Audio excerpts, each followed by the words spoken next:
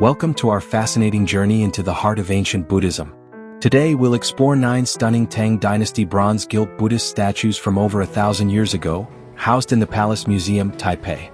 Each masterpiece of art and devotion. But that's just the start. Behind every statue lies a rich story of emperors, legendary monks, and incredible Buddhist scriptures that shaped history across Asia. From the daring travels of monks who braved storms and pirates, to emperors who built or broke temples, this video will bring these timeless stories to life, with a sprinkle of fun and wonder. So, get ready to dive into a world of golden Buddhas, epic adventures, and spiritual mysteries.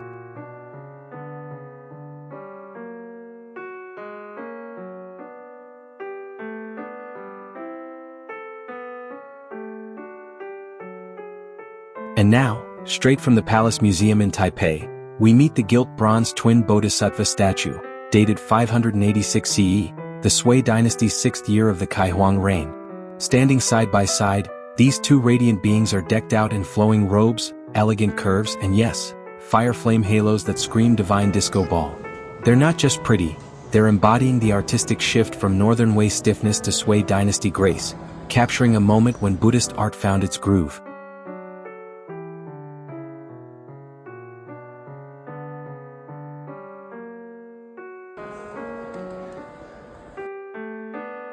We take a time machine back to 6th century China, where Buddhism is booming, empires are rising, and one monk is about to become the Bodhisattva of the boardroom. Yes, meet Zhiyi, the ultimate spiritual strategist who put Tiantai Buddhism on the Imperial map.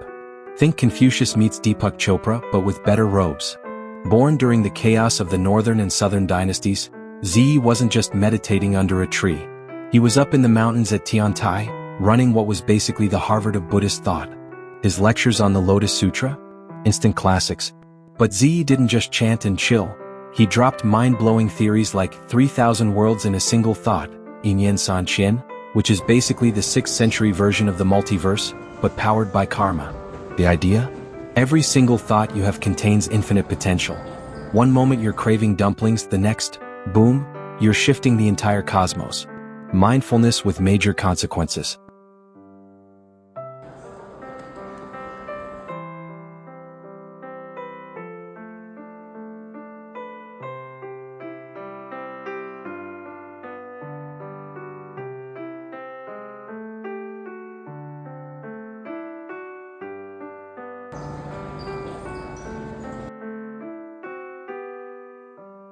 Word got out.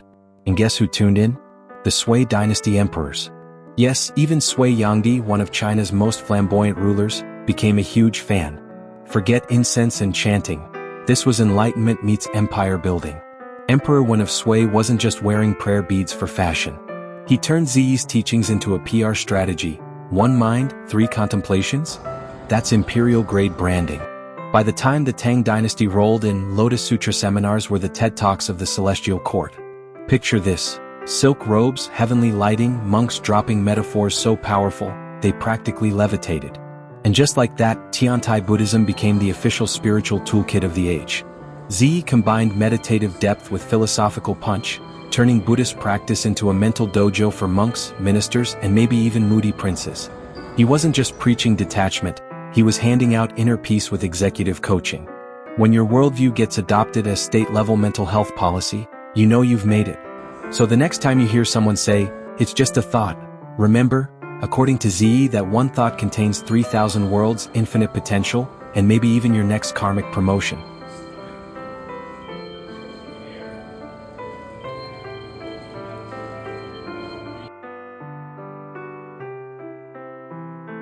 Let's kick things off with a little divine glamour. Behold this bronze Guanyin statue, crafted between the Sui and early Tang dynasties, an era when Buddhist art was leveling up like never before.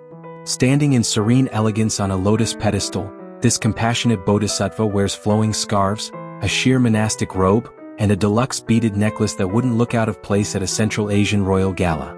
Yes, Guanyin was enlightened and stylish. The statue's mix of north-south artistic styles mirrors the era's political unification and cultural fusion. Think of it as spirituality meets statecraft in high-definition bronze.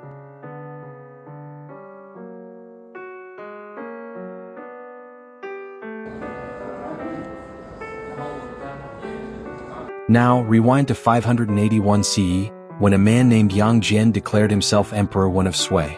His mission: reunite a fractured China and reboot its soul through Buddhism. Step 1. He ordered the construction of a casual 4,800 Buddhist temples across the country. That's right, before Starbucks on every corner there were stupas. In 589 CE, after defeating the Qin kingdom and unifying the south, Emperor Wen launched his boldest move yet: the Relic Pagoda Project, a nationwide operation to build towers that enshrine pieces of the Buddha's remains. Think of it as the world's most sacred franchising deal, part devotion, part diplomacy, part divine PR campaign. But while temples rise and statues gleam, some monks weren't so optimistic. Deep in the mountains, a disciple of Master Huisi named Jingwan had a prophetic panic. What if Buddhism disappears? Spoiler, it almost did. To prepare, he started a project that makes modern data backups look lazy. In the rocky caves of Fangshan near Beijing, he began carving Buddhist sutras into stone, one character at a time. Thus began the Fangshan Stone Sutras, the world's longest-running spiritual archiving project. Carving lasted over 1,000 years, through the Sui, Tang, Liao, Jin, and even into the Ming Dynasty, because when you're trying to outlive political chaos, nothing says permanence like carving scripture into literal mountain walls.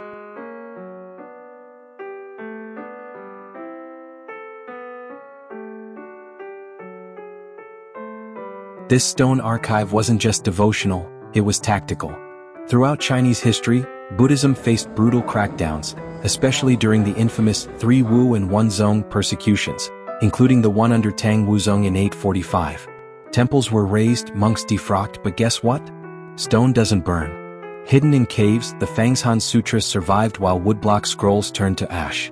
Today, over 14,000 stone tablets remain, totaling 35 million characters, roughly the length of 75 copies of Dream of the Red Chamber. And if that's not impressive enough, some inscriptions were even carved in Sanskrit, Chinese, and Jurchen, making Fangshan the first multilingual Buddhist stone library in history. So what do we learn from a gilded guanyin and an underground stone library? Simple: Buddhism in China wasn't just a faith, it was a movement, a political tool, a survival strategy, and a masterclass in cultural adaptation. The Sui laid the groundwork, the Tang took it to the stars, and thanks to monks like Jingwan, the Dharma carved in stone still whispers to us today. Because in a world of impermanence, sometimes enlightenment means grabbing a chisel.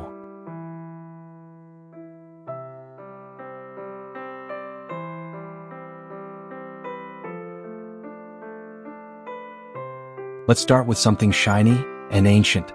This gilt bronze statue of the 7 past Buddhas, cast during the glorious High Tang Dynasty, late 7th to early 8th century, isn't just an artistic gem, it's a spiritual lineage chart in 3D.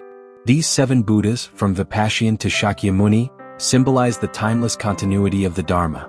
And during the Tang, especially under Empress Wu, these statues weren't just religious, they were political branding tools. The message? Buddhas come in dynasties just like emperors. Smart move, Your Majesty.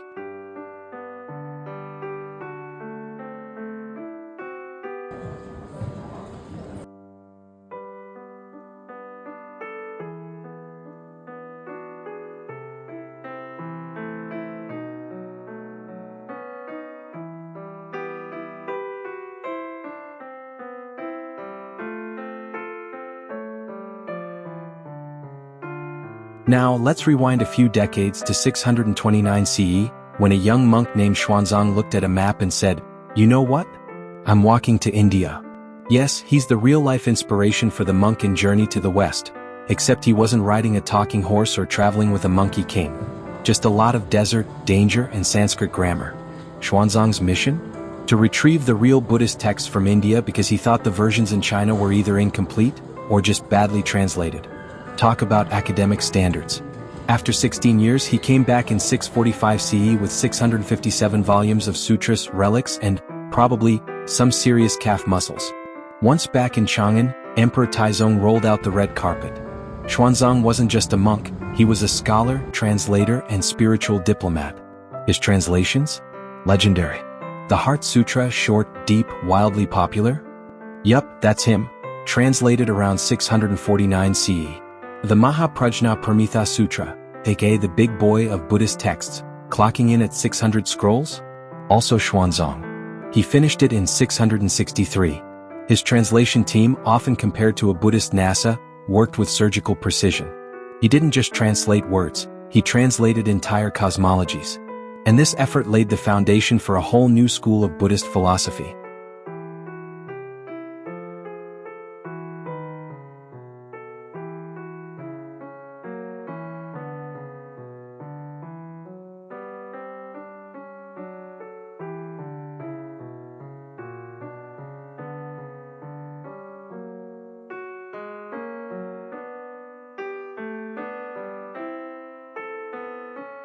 Xuanzang wasn't just bringing back scrolls, he was bringing back a revolution in thought.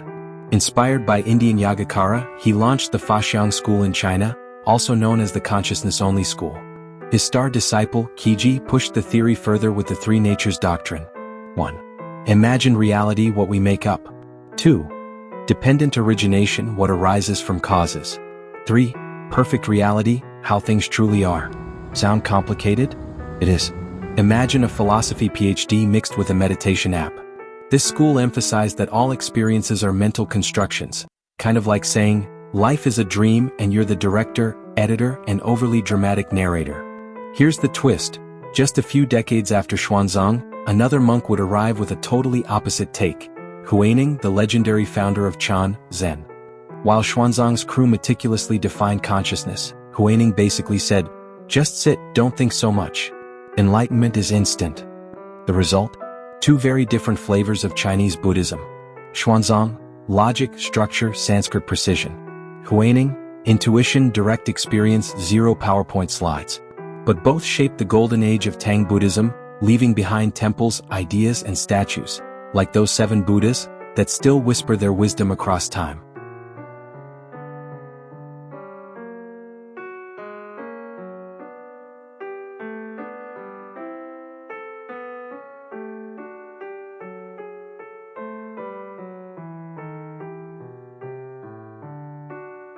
Standing tall on a beautifully layered lotus pedestal, this gilt bronze bodhisattva from the late 7th to early 8th century exudes grace and serenity.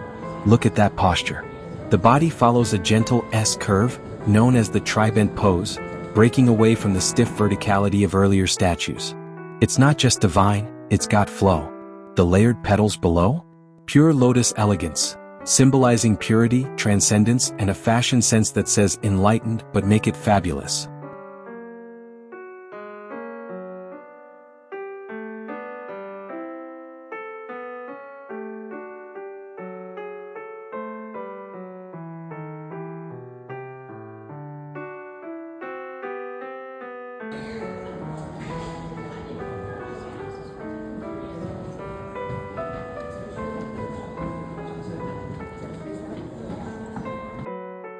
Now, zoom out from statues to stories, and cue one of the most mind-bending philosophical collabs in Buddhist history. Cast Wu Zetian, China's only female emperor. Ruthless boss, savvy politician, Buddhist enthusiast. Xuanzang, monk, scholar, and PR genius for the Huayan Avidasaka school. Picture this. Wu Zetian is tired from reading court memos. She calls in Xuanzang for a break. Not a cup of tea but a hit of high-concept Buddhist metaphysics. Xuanzang, stop with the one is all is one tongue twisters. Give me something I can see.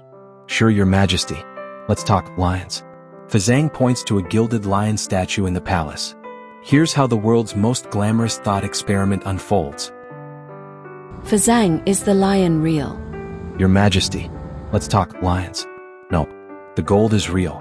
The lion is just the shape. Gold equals ultimate truth. Lion equals fleeting appearance.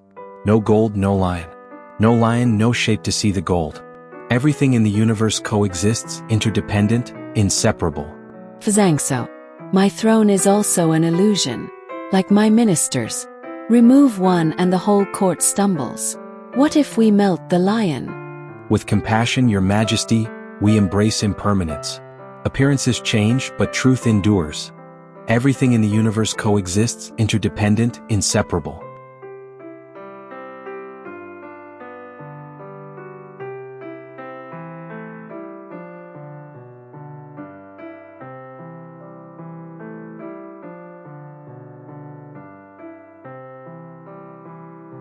This lion wasn't just decor. Xuanzang turned it into a spiritual whiteboard, demonstrating the Huayan idea of interpenetration of all phenomena. Everything contains everything. Reality is a cosmic web, not a Lego tower. One is all is one. Every golden hair of the lion reflects the whole lion. Every moment reflects the entire universe. And yes, this wasn't just philosophy, it was imperial ideology. Xuanzang's teaching earned him the title National Master, and helped Wu Zetian justify her reign as part of the Dharma's grand unfolding. If you think the lion is real, you've missed the point. If you understand the gold, congrats, you're halfway to enlightenment. And if you're Wu Zetian, well, you've just had the most intellectual afternoon tea in imperial history.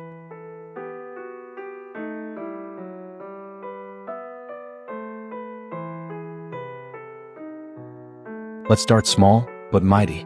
Behold, a bronze-gilt kneeling bodhisattva from the High Tang period, late 7th to early 8th century, just 8.4 centimeters tall. Despite its modest size, it packs serious artistic power. Kneeling posture, twisted waist, tilted head, as if this bodhisattva is mid-prayer or deep in meditation. Unlike typical static Buddhist statues, this one radiates devotion in motion, a spiritual selfie from the Tang Dynasty.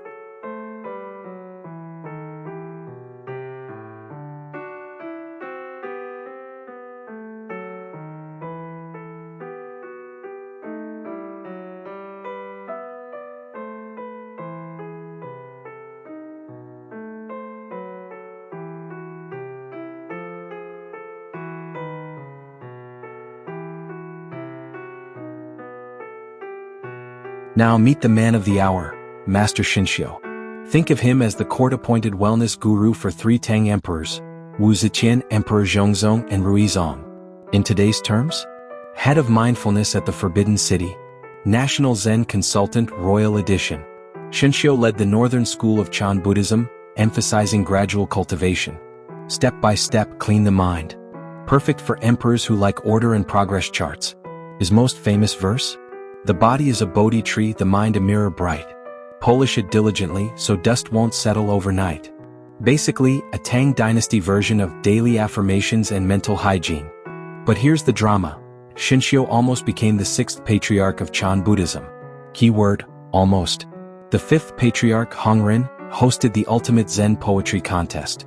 Shenxiu turned in that polished verse above. And then, plot twist. A kitchen worker named Huaining drops this mic. Bodhi has no tree, the mirror no stand. Originally there's nothing, where can dust land? Basically saying, there is no mirror. Stop cleaning. Just wake up. The 5th patriarch handed the robe and bowl to Huaining. Shenxiu, totally chill, he said. He realized the truth beyond words. I respect that. That's some serious spiritual grace.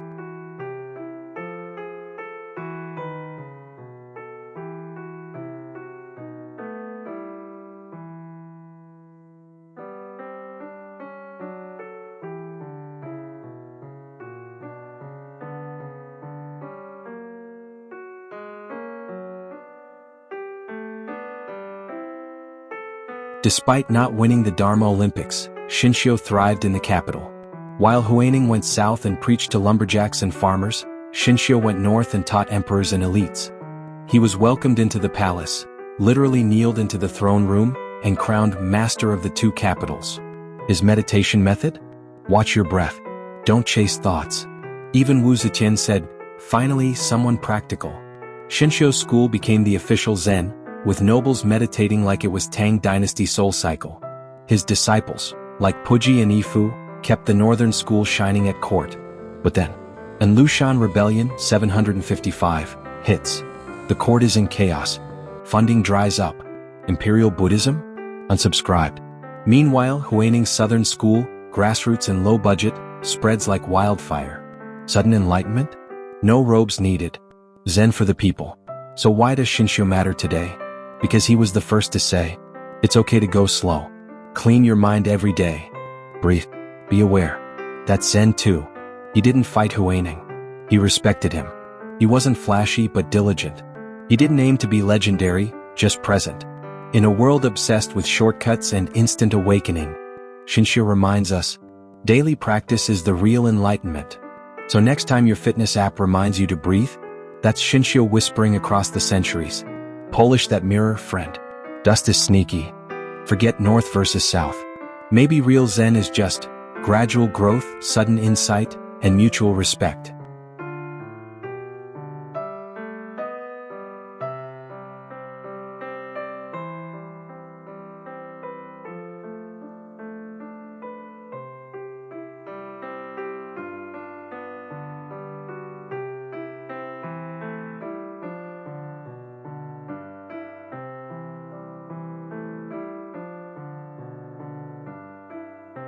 Feast your eyes on this exquisite Tang Dynasty bronze gilded Buddha statue from the late 7th to early 8th century. Sitting calmly in a lotus position, with gentle, peaceful eyes and flowing robes carved so delicately they seem to flutter in a breeze, this little masterpiece embodies the serene power and eternal wisdom of Buddhism. Its right hand is raised, palm outward, a timeless symbol offering courage and fearlessness, while the left rests serenely in meditation. A true Tang era vibe of calm focus and divine grace. Now, let's zoom into the year 705 AD, right after the fall of the famous Empress Wu Zetian, and the story gets juicy. Picture this, a stormy political backdrop in Tang, China. Empress Wu, the only reigning empress in Chinese history, just stepped down. The palace is buzzing with uncertainty, and far away in the bustling port city of Guangzhou, a mysterious ship quietly docks. On board, a determined Indian monk named Pramti, known in Chinese as Ban Lami Di. But here's the kicker. Pramti isn't just carrying scrolls like any normal traveler. No. To sneak precious Buddhist texts past strict border inspections, he actually hid the Vajra Sutra, an ultra-important, mind-blowing Buddhist scripture, inside his own arm. Yes, you heard that right, he literally carved out space under his skin and stuffed the sutra inside, wrapped in fine silk stained with blood. Once safely in China, Pramti met with the renowned Prime Minister Fang Rong. Fang didn't translate the text himself but was so impressed with the sutra's profound wisdom and poetic elegance that he polished the language and helped produce a version that soon became famous as a Buddhist encyclopedia of sorts. Imagine, a scripture that's equal parts mind-hacking philosophy, spiritual software, and a practical manual for crushing inner demons. What makes the Vajra Sutra legendary? Let's break it down. 1. Ultimate spiritual firewall. This sutra is said to create a nearly impenetrable shield against evil spirits, nightmares, and bad vibes, ancient China's version of antivirus software for your soul. 2. Mental detox on steroids. Reciting its mantra forces your mind to focus like a laser beam, clearing out distracting thoughts and emotional clutter. Think of it as the OG meditation app that actually works. 3. Reality-breaking enlightenment. It teaches that the world we experience is kind of like a virtual reality game. Our attachments and fears are just glitches to overcome. Talk about hardcore mindfulness. 4. Mystical power-up buff. Buddhists believe chanting the Ragama mantra surrounds you with an invisible armor of protection. But beware, getting greedy for supernatural powers can backfire badly. A few fun tidbits. Fang Rong, who refined the text, was once demoted under Empress Wu's reign but made a literary comeback by elevating this sutra to masterpiece status. Famous poets and monks like Su Dongpa and Han Shan praised this sutra highly. Legend says once you read it, regular books just don't cut it anymore. So next time you think of ancient Buddhist scriptures, remember this epic tale of courage, creativity, and the lengths monks went to protect and share wisdom, even if it meant smuggling holy texts inside their own flesh. Here we have a stunning 8th century gilt bronze standing statue of Guanyin, the Bodhisattva of compassion.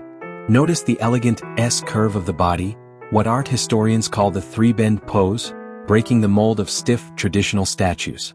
Pearly beads dangle to the knees, and you can almost hear their gentle tinkling as she sways. Behind her, a flame-shaped halo blazes with dynamic fire motifs, symbolizing the radiant Buddhist light that burns away darkness and suffering, lighting the path for all beings. A truly fiery fashion statement from the Tang Dynasty. Now, let's sail across the East China Sea and rewind to the year 742 AD, during the glorious Tang Dynasty under Emperor Xuanzang. Picture this, 2 Japanese monks, Yi and Fusho, kneeling before the Chinese master monk Jianzhen. Their plea? Master, Japanese Buddhism is a hot mess. The monks don't follow the rules. Please come be our spiritual GPS.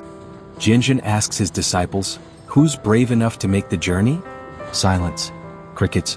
Then Jianzhen slams his hand on the table and declares, if none of you will go, then I will. Talk about leadership vibes. But this wasn't a simple boat ride. It was 6 perilous attempts. a marathon of sea storms, close calls, and heartbreaks. Attempt 1, 743 his disciples try to sneak him out, but officials catch them. No smooth sailing there. Attempt 2, 744 a typhoon blows them all the way to Hainan Island. Tragically Ei falls ill and dies. Attempt 3, 748 another typhoon, no fresh water left. They survive on rainwater alone. Talk about hardcore survival skills. Attempt 4, 753 storms push them back to Zhejiang. Fusho gets so hopeless he considers ending it all. Attempt 5, 753 they finally make it. But by then Jianzhen is completely blind. Yes, blind but unstoppable. Finally, on the 6th attempt, our hero arrives in Japan, not just to teach Buddhism, but to become the de facto head of Buddhism nationwide. A spiritual CEO managing all the monks. The Japanese nobility tried to butter him up with fancy meat dishes, but Jianzhen was like, "Sorry, I'm here to preach discipline, not break it." He even refused the delicacies on principle. Using his sharp sense of smell, since his eyes were gone, he became a pioneer of traditional Japanese herbal medicine. Multi-talented and humble, a true legend. Here's a cool tidbit. Jianzhen didn't come alone. He brought along architects and sculptors who basically shipped a whole Tang-style temple to Nara, Japan, kind of like ordering a Tang Dynasty temple kit, with free international delivery. And guess what? Modern Japanese monks still follow the ordination rules he established. Talk about leaving a lasting legacy. Here we have a stunning 9th century gilded bronze standing statue of Avalokiteshvara, aka Guanyin, the Bodhisattva of compassion. Notice her delicately shaped lips and subtle smile, like a gentle spring morning warming everything around. That peaceful smile says, "I've got you." Her high cranial bump, or Ushnisha, symbolizes her perfect wisdom and enlightened mind. Now let's fast forward to the year 845 AD, during the Tang Dynasty, when Emperor Wuzong decided to go full Buddhism. No thanks. Mode, one of the most intense temple demolitions in history. His slogan? Destroy Buddhism, save the country. Dramatic much? The results? Over 4,600 Buddhist temples got bulldozed. More than 260,000 monks and nuns were forced to return to lay life. And those beautiful Buddhist statues? Melted down to mint coins. But why such a savage crackdown? Here's the tea. Temples had become mega-rich, tax-free landowners sitting on piles of cash. Emperor Wuzong was obsessed with Taoism and wanted to promote it instead. Confucian officials were jealous of Buddhism's power and wealth. So, what did the Buddhists do to survive this apocalypse? Zen monks took refuge in remote mountains, focusing on farming. Remember the famous Zen saying, "No work, no food." Japanese monks smuggled Buddhist scriptures back home, making Japan a secret vault for Buddhist culture. Devotees buried precious Buddha statues underground. Hello, that's how the famous Dunhuang cave scriptures survived. The aftermath? Emperor Wuzong died mysteriously after taking some immortality pills. Karma, anyone? Here we have a stunning Tang Dynasty gilt bronze relic, a Sari Stupa tower from 905 AD. This masterpiece is made of thin copper sheets hammered into shape and then gilded to shine like a golden treasure. The base looks like stacked bricks, complete with delicate cloud-shaped windows, while the four sides show tiny carved figures and birds frozen mid-flap, as if they're about to take off. Let's talk Sutras, the spiritual bestsellers. The Heart Sutra, only 260 words but packed with wisdom. It basically tells you to chill and realize everything's empty. No wonder it's a global Buddhist fave. The Lotus Sutra, with a message like "You're already awesome, and yes, even ants can become Buddhas," it won hearts across China, Japan, and Korea. The Diamond Sutra, the earliest printed book ever. It drops truth bombs like, "Life is a dream, a bubble, a shadow, stop clinging." Zen's all-time hit. The Avatamsaka Sutra, talk about cosmic vibes. It describes the universe as an interconnected jewel net. No surprise Empress Wu was obsessed with this one. And the Śūraṅgama Sutra, which teaches meditation and how to spot fake minds, basically a spiritual lie detector test. The Tang Dynasty was basically a Buddhist Disneyland. Temples everywhere, huge debate contests, and even rap battles about sutras. Imagine monks dropping beats about enlightenment. Why does all this matter? These sutras shaped major Buddhist schools, Zen, Pure Land, Tibetan Buddhism, all carry the fingerprints of Tang-era teachings. Thanks for joining us on this whirlwind tour through ancient Buddhist art and history. These statues and stories remind us how faith, culture, and courage intertwined to shape the spiritual landscape of Asia. Whether it was the fearless monks crossing seas, the visionary emperors embracing diverse beliefs, or the sacred scriptures that still inspire millions today, their legacy lives on.